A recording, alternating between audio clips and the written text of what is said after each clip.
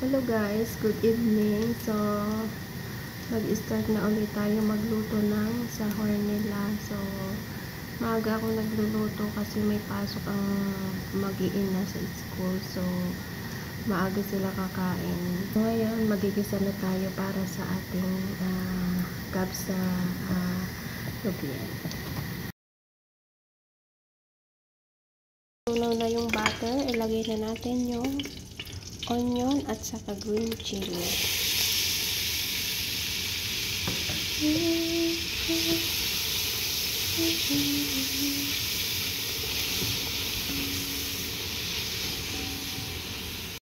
Igisa lang, haluin lang natin hanggang sa medyo mag-golden brown yung ating onion.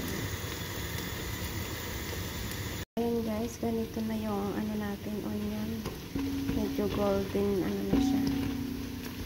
So, ilagay na natin, pwede na natin ilagay yung ating dry robian or shrimp.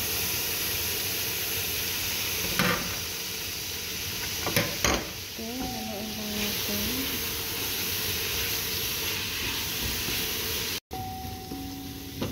Ayan, isunod naman natin ilagay yung ating mga barat stick. So,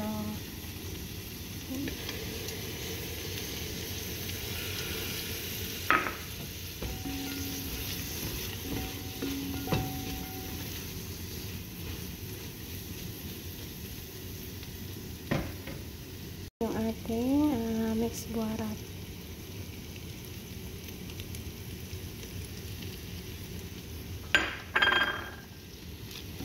Then, mekos-mekos lang natin siya ng mga 3 minutes para mag-absorb lang yung nilagay natin pampalasa sa robian.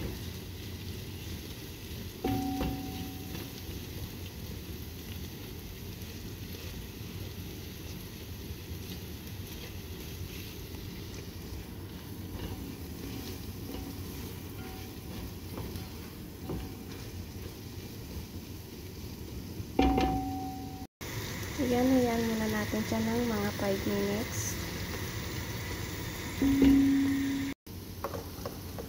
Ayan, finish na yung 5 minutes natin na inurasan natin siya ng 5 minutes. So, isunod na natin yung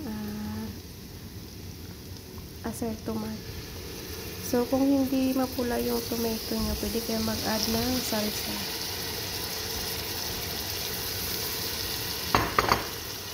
Okay, mix lang natin.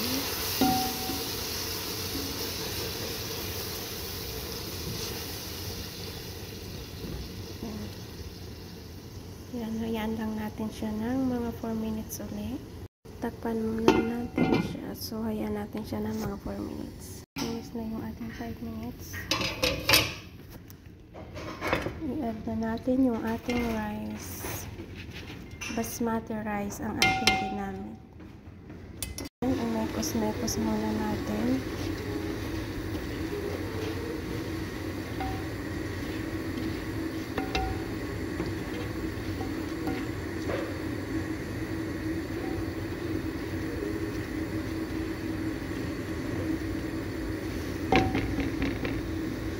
Then, mag-add tayo ng salt.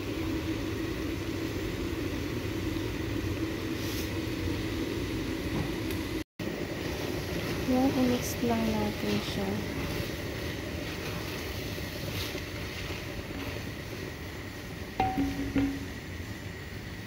Then, mag-add tayo ng tubig. Mainit na tubig.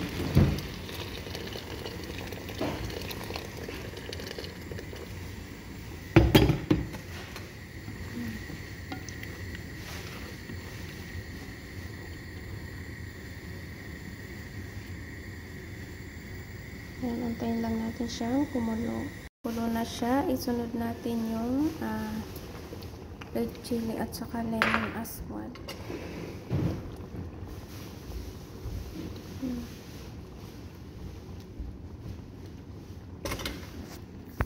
Ayan, takpan muna natin. Tingnan natin ang apoy.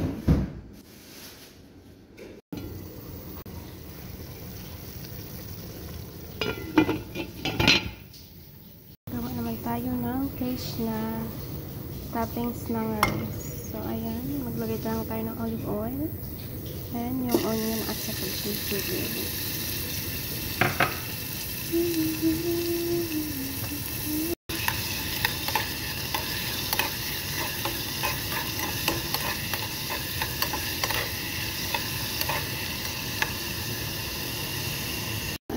Ganito lang yung kanyang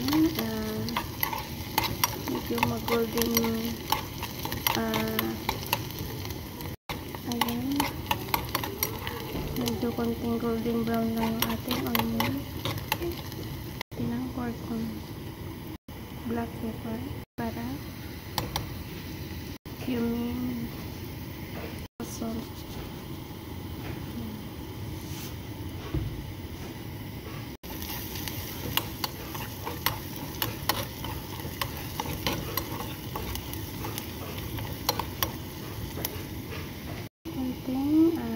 Tomato paste. 1 tablespoon.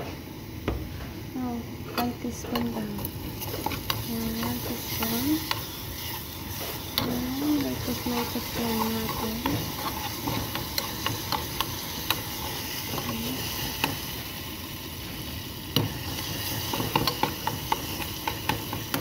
So, ayan, pag ganito na, luto na yung kanyang salsa, pwede na natin patayin ang apoy.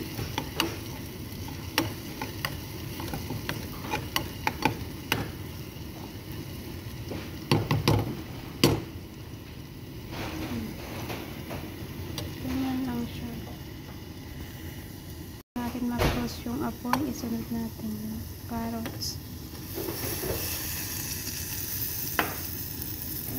Yung hummus or chickpeas.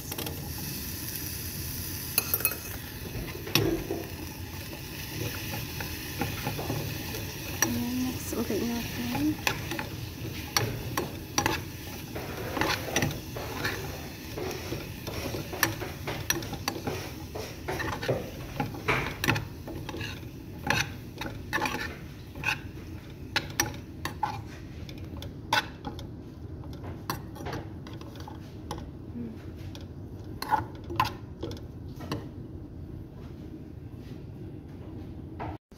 Ayan na yung ating rice.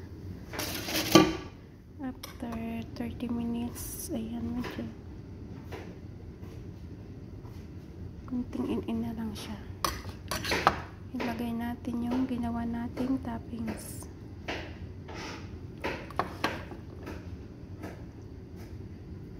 Sa top.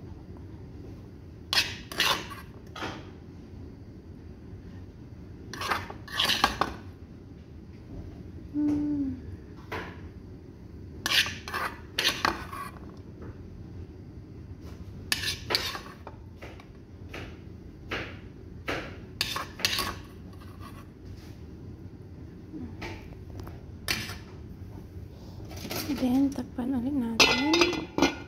Lutuin natin siya ng mga 10 minutes. So, 10 minutes. Mashallah.